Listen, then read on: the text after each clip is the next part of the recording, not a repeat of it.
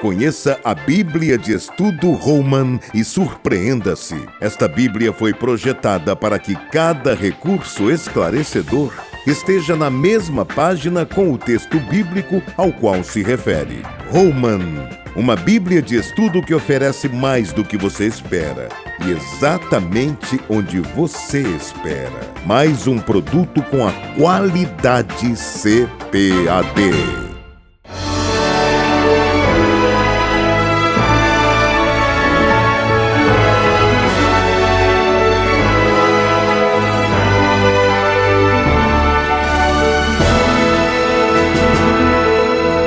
Subsídios. Lições Bíblicas Adultos. Lição 9. Gog e Magog, um dia de juízo. Quero cumprimentar os amados irmãos, as amadas irmãs, professores e professoras, superintendentes de escola dominical, com a paz de nosso Senhor e Salvador Jesus Cristo. É com grande alegria e gozo no coração que voltamos à próxima lição, que é a lição 9, que tem por título Gog e Magog, um dia de juízo.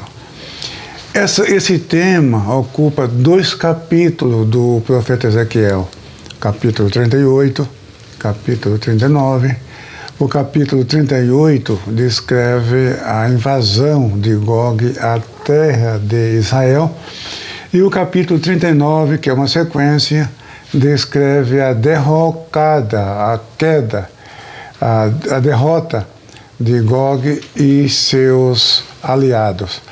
Mas na lição da escola dominical, nós focamos os 6 primeiros versículos do capítulo 38 e depois os 10 primeiros versículos do capítulo 39. Mas mesmo assim, por causa do espaço limitado, não foi possível apresentar uma exposição de cada um desses versículos dos 2 capítulos, mas fizemos isso no livro. Então, você tem o complemento dessas lições no livro, com informações mais ampliadas, com textos documentados, com as fontes. E é uma lição interessante, importante, mas o mais importante de tudo é mostrar para o aluno que Deus está do lado do seu povo e que Deus é justo, que nós não devemos temer o inimigo. E aqui, veja só que não está na sequência do profeta, porque antes da invasão de Gog e Magog, nós temos o Vale de Ossos Secos, a restauração de Israel. E é claro que para Gog invadir Israel, para que esses inimigos venham invadir Israel, claro que Israel tem que existir, né? Aí é claro que isso acontece depois do retorno. Os capítulos 36 e 37 descrevem o retorno dos judeus de todas as nações para a terra dos seus antepassados, a terra de Israel, usando a linguagem mais específica, os montes de Israel. É a profecia que já se cumpriu, ou seja, está se cumprindo, porque Israel existe como nação soberana. Então, essa profecia, você lê Ezequiel 36, 35, 36, 37, 35 e 36 mais precisamente, dá até a impressão que você está lendo um escritor do século XXI, como fala em detalhes do retorno dos judeus espalhados em todas as nações para a terra de Israel. Agora, no capítulo, a lição está dividida em 3 partes, sobre a identidade dos povos invasores. São 2 partes, a parte 1 e a parte 2, porque é uma lista grande. E o 3, sobre o contexto escatológico. Aí fala mais ou menos, com mais detalhes, sobre a possível identidade de Gog e também a queda a queda, a derrota dos aliados na terra de Israel, que não ocupa muito espaço na revista, mas no livro está completo. Cada versículo é um comentário expositivo com detalhes. Então, sobre a identidade dos povos. Então, nós temos aqui a introdução, que é peculiar não somente a Ezequiel, mas aos profetas. Veio mais a minha palavra do Senhor, com fraseologia similar, que os profetas iniciam os seus oráculos. E Ezequiel não é diferente, desde o começo do livro, que essa expressão é usada para introduzir um discurso profético, introduzir os oráculos. Muito bem. No versículo 2, vem naquele mesmo padrão de Ezequiel, Deus se dirige ao profeta, chamando-o de filho do homem. Nós já vimos isto na lição número 1. E aqui fala, dirige o rosto contra Gog, terra de Magog, príncipe e chefe de Meseque e de Tubal, e profetiza contra ele. Muito bem, aqui nós encontramos uma figura, aqui fala de Gog, terra de Magog, príncipe e chefe de Meseque e de Tubal. Então, esse Gog, ele é um chefe, príncipe e chefe de uma região. Essa região se chama terra de Magog e ainda acrescenta Meseque e Tubal.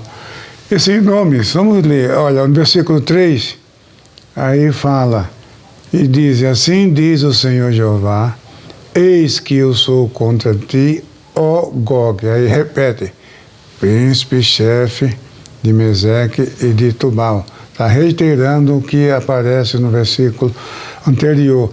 E isso no capítulo 39, e o versículo 1, mesma coisa. Tu, pois, ó filho do homem, profetiza ainda contra Gog, e dize, assim diz o Senhor Jeová, eis que eu sou contra ti, ó Gog, príncipe e chefe de Meseque e de Tubal. Então, a introdução do capítulo 38 e a introdução do capítulo 9, uma palavra que é dirigida, quer dizer, o próprio Deus, falando por meio do profeta, dirigindo essa mensagem contra Gog e príncipe de Meseque, chefe de Tubal, príncipe de terra de Magog, príncipe e chefe de Meseque e de Tubal. Então, aí depois vem uma lista de aliados. Aí vem o versículo 4, aí fala que é Deus que está levando Gog e os seus aliados para a terra de Israel. Então, o profeta usa aqui uma metáfora, fala de anzol colocado no queixo, os anzóis colocados no queixo. Claro, isso é uma figura de linguagem, é uma metáfora. O que ele está dizendo é que a decisão de Gog e seus aliados e o seu bando de invadir, de atacar Israel, isso é Deus que está levando esses inimigos para serem destruídos na terra de Israel. E como diz no capítulo 39 e o versículo 7, diz que as nações saberão que Javé é Deus. Nós encontramos reiteradas vezes Deus falando, e saberão, Israel e os filhos de Israel saberão que eu sou o Senhor, que eu sou Jeová ou Javé. E aqui está falando que agora não se trata mais de Israel saber isso. Não se trata mais dos filhos de Israel, porque no estudo, na lição que nós estudamos sobre a máxima lá das uvas verdes, que nós estudamos na lição 7, estudo do capítulo 14, e ali os filhos de Israel usando uma linguagem mais genérica, mas falando de Judá, diziam que Deus não faz mal nem bem, que Deus não está ligando para eles em nada. Então, eles desprezaram Deus. E na visão, lá do capítulo 8, do templo, das abominações do templo, aparece ali um grupo de anciãos virados de costas para o templo, olhando para o leste, mostrando também assim o seu desprezo pelas coisas de Deus, pela rejeição às coisas de Deus. Então, a ira de Deus, o derramamento da ira de Deus sobre o povo, o castigo, a destruição, tudo isso não somente para purificar o povo por meio do exílio, por meio dessa destruição, mas para mostrar para o seu povo que Javé é Deus. Por isso que aparece com frequência, e saberão que eu sou o Senhor. Agora não, agora são as nações, porque o nome de Javé foi profanado entre as nações por causa do pecado do povo, por causa da apostasia generalizada do povo. Quem passava pelo Oriente Médio e via aquelas ruínas, dizia, mas como que isso aconteceu? E muitos duvidavam da existência de Deus, do poder de Deus, de poder preservar o seu povo. Então, Israel profanou o nome de Deus entre as nações. Então, agora, com a derrocada de Gog e seus aliados e o seu bando, agora as nações vão saber que eu sou Deus, é o que diz aqui no versículo 7 do capítulo 39. Agora, a identidade desses aliados. Aí no versículo, veja só, aí fala Meseque e Tubal. Aí depois vem aqui, vem persas, etíopes e Puti, e depois Gomer, e depois Togarma. Então veja que esses nomes, com exceção dos persas e etíopes, porque etíopes, na verdade, em hebraico é Cush, que era descendente de Cam, neto de Noé, e também Puti. Puti é o nome hebraico da Líbia. Então, esses povos ficam no norte da África. Você pode dar uma olhada aí no mapa, que dá para ter uma compreensão. No norte, onde ficam os rios Tigre e Eufrates, onde fica a Babilônia, e ali nós temos os persas, que hoje é o Irã. Em 1985, o nome Pérsia foi mudado para Irã, e é assim que Irã é conhecido, que a Pérsia é conhecida até o dia de hoje. Foi em 1935 que foi mudado para Irã. Isso está na lição de vocês. Agora, esses nomes não são frequentes, porque Magog é um descendente de Noé. Noé gerou a Sem, Cam e Jafé. Então, Magog é um descendente de Jafé, é um jafetita. Então, se você pegar o mapa da Tábua das Nações,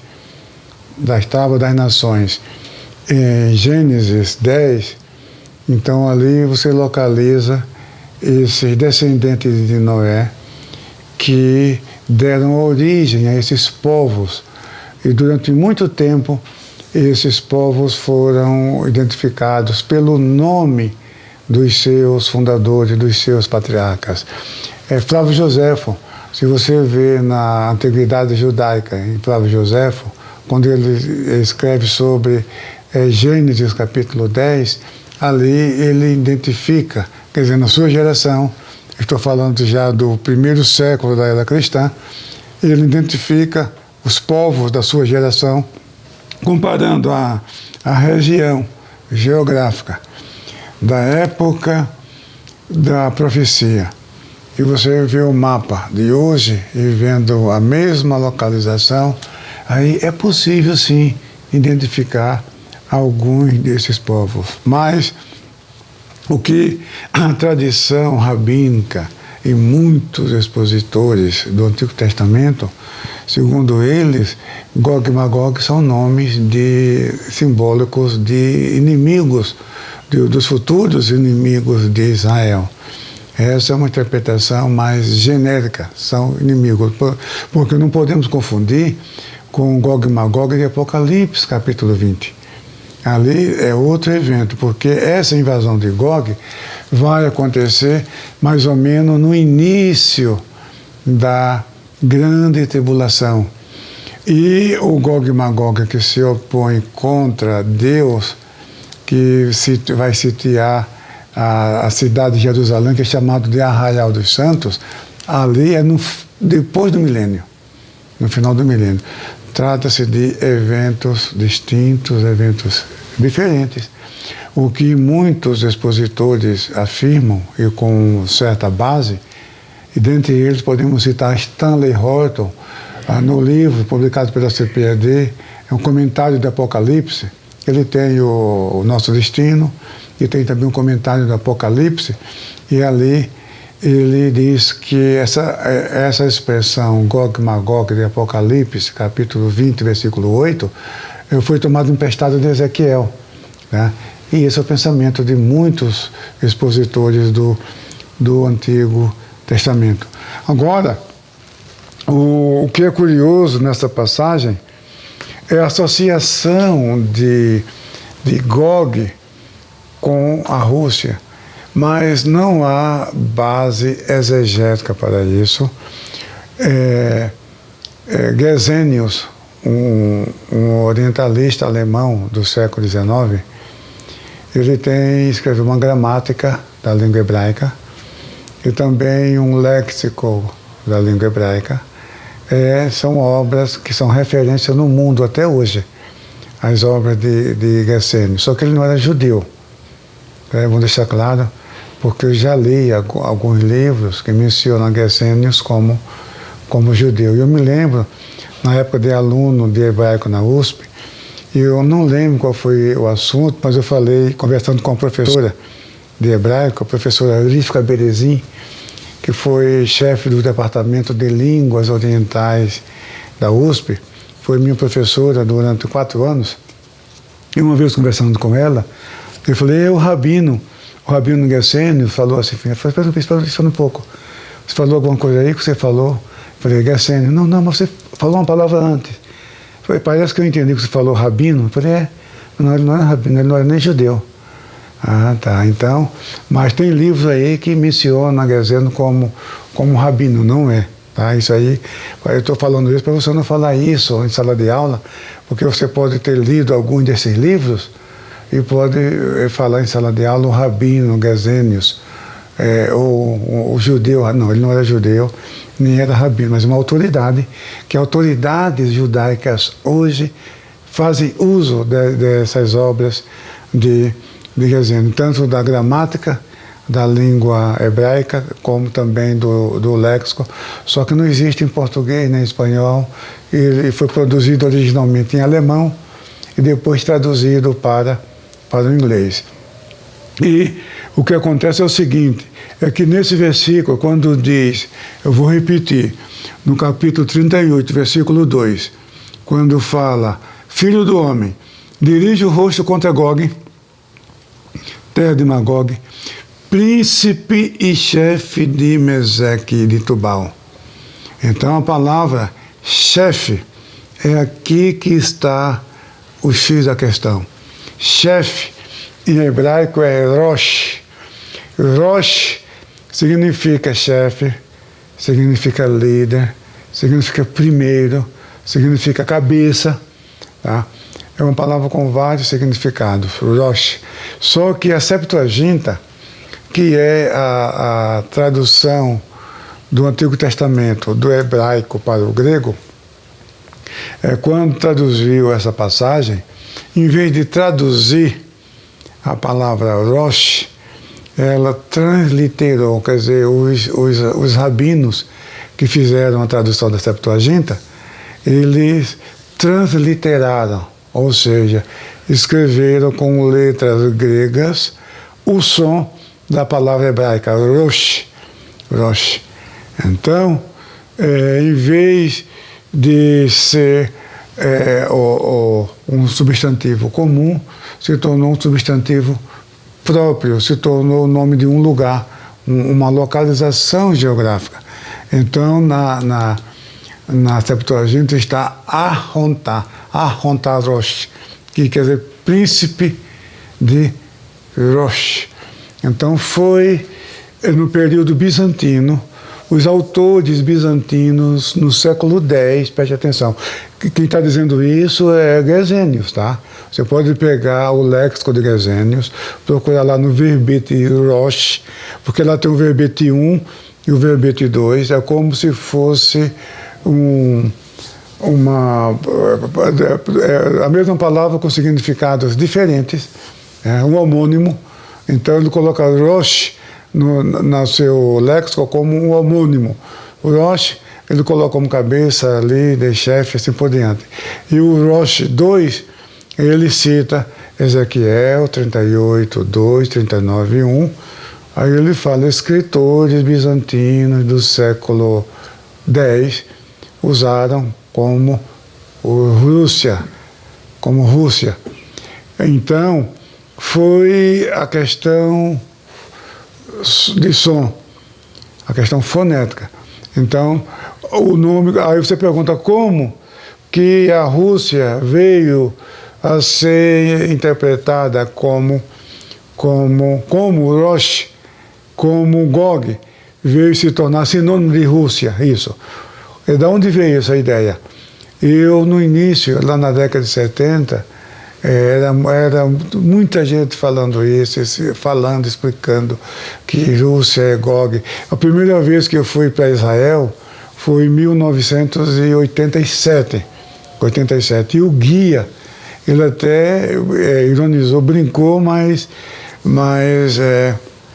às vezes, numa brincadeira dessa, a pessoa põe para fora aquilo que não consegue falar em uma hora de discurso ou de debate, né? Então, ele ironizou, mas foi uma coisa assim, não um deboche, tá? Ele falou o seguinte, falam por aí que a Rússia vai invadir Israel, tá? E agora vocês estão falando da vitória de Israel sobre os russos. E temos só um problema, ele até brincou, temos só um problema.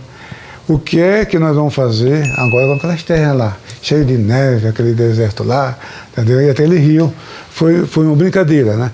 Então você vê que esse pensamento circula também entre os judeus, entre cristãos, de várias gerações, de vários lugares. Mas eu quero deixar claro o seguinte, você como professor, como professora, tem essa responsabilidade de deixar claro, não vamos combater e dizer que não é ou que é. Vamos deixar isso para lá, deixar que o tempo cuide disso. Mas o que temos a obrigação de ensinar para o povo é o seguinte, primeiro, que não é uma interpretação que proveniente dos pentecostais e dos dispensacionalistas. Tá? Isso tem que deixar claro, pessoal, esse pensamento, essa doutrina, essa interpretação, essa ideia, não veio nem dos pentecostais e nem dos dispensacionalistas, porque a maioria dos pentecostais é dispensacionalista, mas existe dispensacionalista que não é pentecostal.